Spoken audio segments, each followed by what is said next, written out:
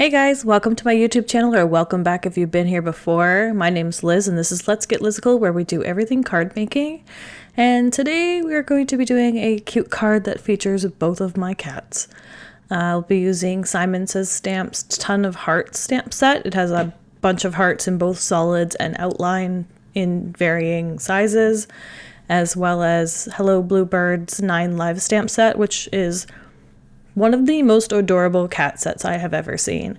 And I absolutely love it because they didn't include any lines on it. Like a lot of stamp companies will add in like little lines for you to color in. So you could do like one eye, one color, one eye, the other color, etc. Put some stripes on the tails and whatnot. But I like it when they leave them plain like this so that I can color it the way I want.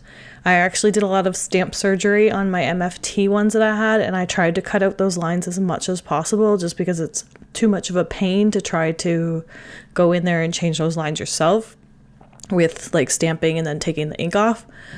But this set will probably be my new #1 cat set. You'll see that I just showed the layout of the stamp set. That's because I did stamp this one time before, but the text on it was a little bit too thick because I must have like shifted it slightly when I was double stamped it. So I'm just starting it over again. So I put each cat on each end of my Misty because I wanted them to be closer. So I needed to like stamp one, shift it over, and then stamp the other one so that it could be closer, because if I tried to stamp them both at the same time, they would have just been farther apart. So the first cat here on the left is my cat Kiki. She's all black. She has a few tiny white spots on her, but she likes to keep those hidden.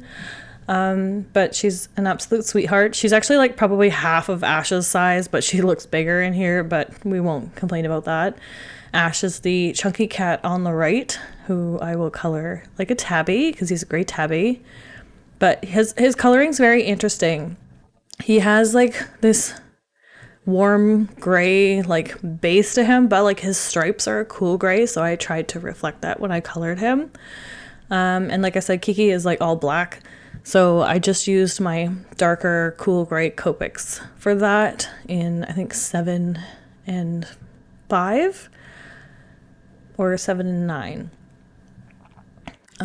But when you're coloring all black, you don't want to color straight with black. You definitely want to use darker gray markers because it looks a little bit more realistic, and you still get that black feel to it. Like if you're coloring Santa's belt or whatever, go ahead and use the black. But if you're coloring animals or fabrics or hair or anything, just like start off with those lighter grays and build up to darker colors because it just looks nicer. And then here I am, I'm going to color Ash and showing you that I used the warm and cool grays, and I just did like a tester on that first card. You can see how like the letters at the top there are a little bit messed up. And I'm just trying to get like his markings correct. Like it's not 100% accurate, but it's the gist of it. He's my chunky little boy. He's like a 20-pound cat, but he's my baby. So I thought I would do him justice and color him very cute. So I'm just going to play a little music for the rest of the coloring process because I haven't learned the art of what to say in between.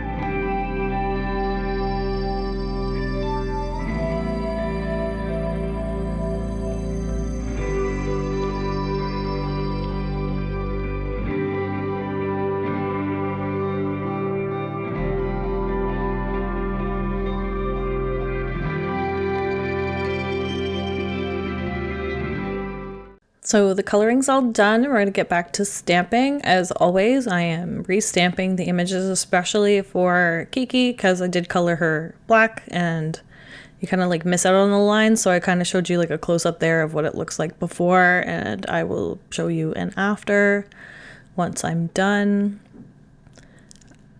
And I did look like this, guys, 100%. This definitely brings out the images so much better afterwards. If you're stamping again after coloring, I could not recommend this enough.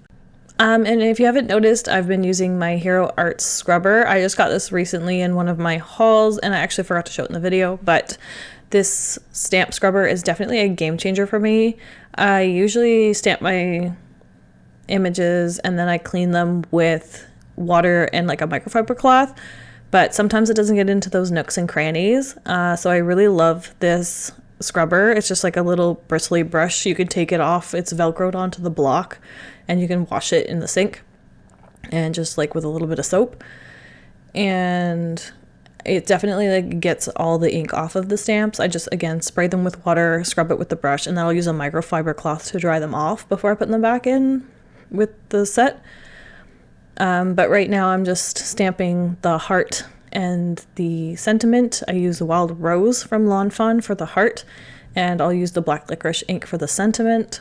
And then I will add shadows under the cats just so it doesn't look like they're floating. I think I'm using a Cool Gray C3 marker, and just go like, I'm just doing a general like little oval around the cats. I don't want to like make it exact. It doesn't matter that much. It's just a grounding tool for them so that they don't look like they're floating in the middle of the card. And after that's done, I'm going to switch over to a colorless blender, and this will just like help make those shadows look more like shadows so that they fade out into nothing. And it's just a good way to add a little bit of grounding to your card. And here's where I'm like, this card is missing something, and I decided to color that heart in with my alcohol markers. So I'm just trying to find a color that somewhat matches the Wild Rose color. So I found this one from my Celamoon, I think they're called, markers. I just got them off of Amazon. It was like a flesh tone pack. It's all pinks and yellows and browns, and it came close. At least it leaves it a little bit of a outline, so I liked that. But then I decided I need to restamp the sentiment again because it lost color due to the alcohol markers. This time, thankfully, it didn't shift when I did it like I did the first time around, which is why I ended up redoing this card.